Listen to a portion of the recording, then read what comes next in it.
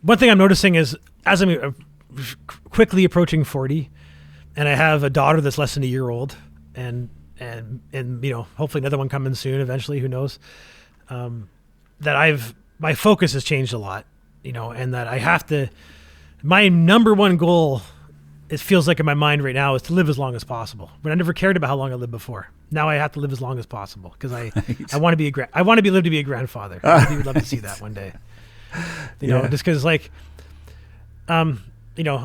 it's funny. My dad's a wise man, but he's not good at saying it a lot. I think he's wiser than he knows, which is part of one of those things, and he listens to the show sometimes, so I hope I'm not insulting him by saying that. But sometimes my dad says some horribly ignorant stuff, but sometimes he says some brilliant things, which I know he doesn't realize how brilliant they are. Right, yeah.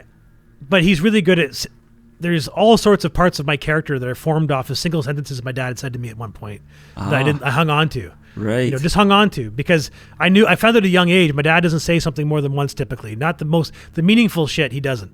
He'll tell me to stop being stupid or don't be an asshole or whatever, like that kind of stuff over and over again. But the true nuggets of wisdom come out by accident, and they come out once, and I have to hang on to them if I want to hang on to them. And just the other day, him and I went to town. I was doing some plumbing and whatnot. We renovated a room down here to turn it into a laundry room. And so Dad and I were doing all that work last weekend, and we had to go to the store to get some plumbing parts, some valves and pipes and everything to finish the job. And which is nice. I did a laundry room renovation that cost me less than $100. Wow! I'm super handy. Yeah. But we were driving home, and I was talking about how I kind of wish I didn't wait so long to be a dad, because of all the things I'm experiencing now. I kind of wish I could experience with younger knees and a younger back. Oh yeah. But at the same time, I'm glad I'm this age raising a child, because she's going to get a wise father that's patient and loving beyond anything I could have done before now, right? So there's definitely a pros and cons there. But I said my big fear is now I'm looking at the fact that I probably won't be a grandfather. Like you, I kind of thought, well, this will mean I'll be a granddad one day. And at first, the thought of that horrified me.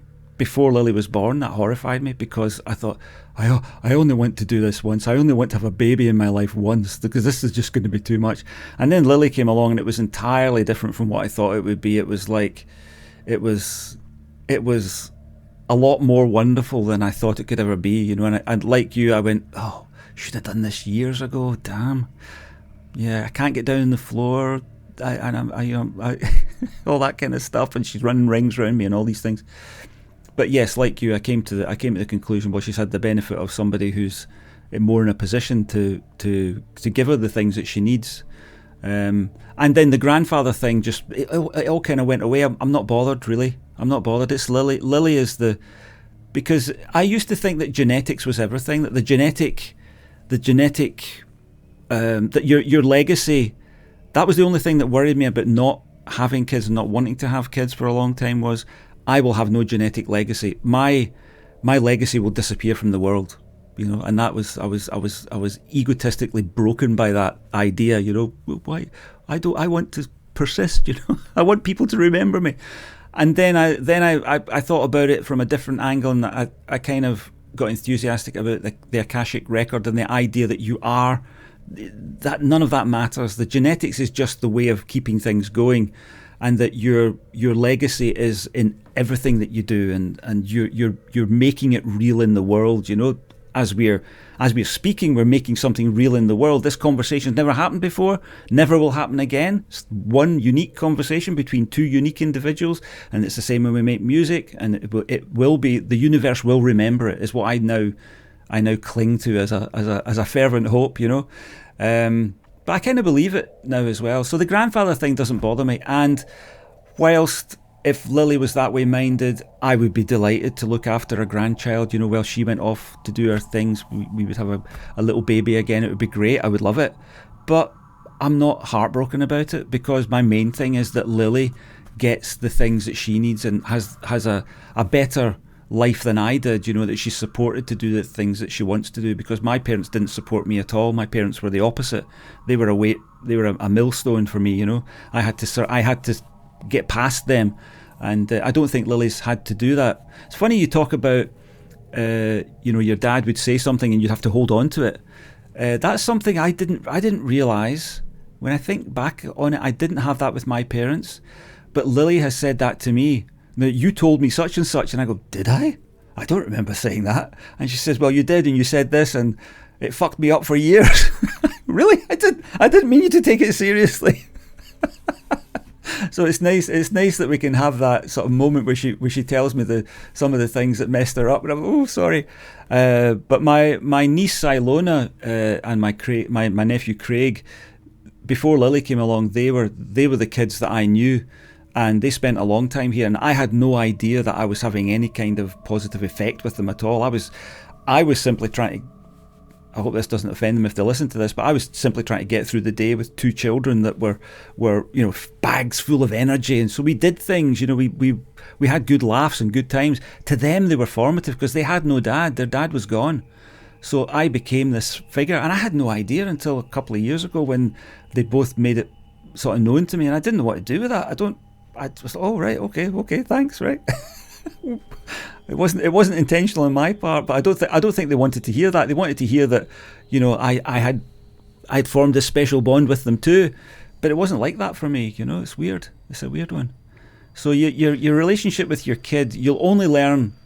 Well, you're learning. You know now from your relation. You got a close relationship with your dad, so you know how that went. So you've got at least got some kind of benchmark to place your experience with your daughter against. I didn't have that at all because I had my relationship with my parents was dreadful. Yeah, and that's something too that's where it came from. Is like we were talking about this kind of stuff, and I was going about how I was afraid to have a kid, and how it's like. I said, I can't, it's like the best thing in the world to have this little girl that looks at me like I'm everything, and that, and she trusts me absolutely. Like she tries to jump off me all the time, like suicide dive bomb. And I never let her fall because she knows I won't let her fall. Because I let her fall once, that's the end of that, right? Like she'll never want to do that again, right?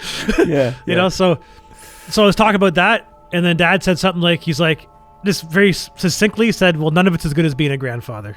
Basically said, he's like, that's all great, but I'm her grandpa, and that's better. Because I get to do all the fun stuff, and I don't have to change diapers. He didn't say that. He just said, "This is how I took it." It's like he gets all the fun stuff. Yeah. And I know he's grateful. Actually, so much so I think he feels guilty that Megan's parents don't get to experience the same relationship with Mackenzie that my parents are getting, right? Because they live in Ontario still. Right. So and they're planning on moving out here. And I do feel a little bad because when we left Ontario, they were a little sad about it, but it was sort of like, enjoy your life in Nova Scotia. But then we had a baby. And now it's like we have to live in Nova Scotia too. So they're already planning their retirement. That's wonderful. So they're thinking about moving out. Yeah, they're like, Megan's parents are looking at houses in the town. It's like 20 minutes down the road. They want to live in the town there. Oh, so they what would they do about jobs and work and stuff like that? Or are they not? Well, in that? They're close to retirement. So they're going to wait till retirement and then just come out here retire. Oh, that's fantastic. Yeah. That's great.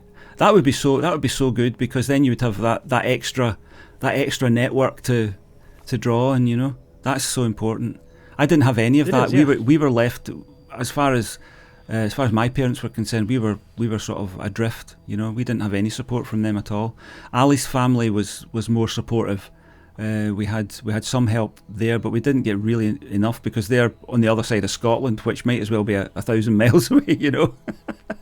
It's not the same here as it is in Canada.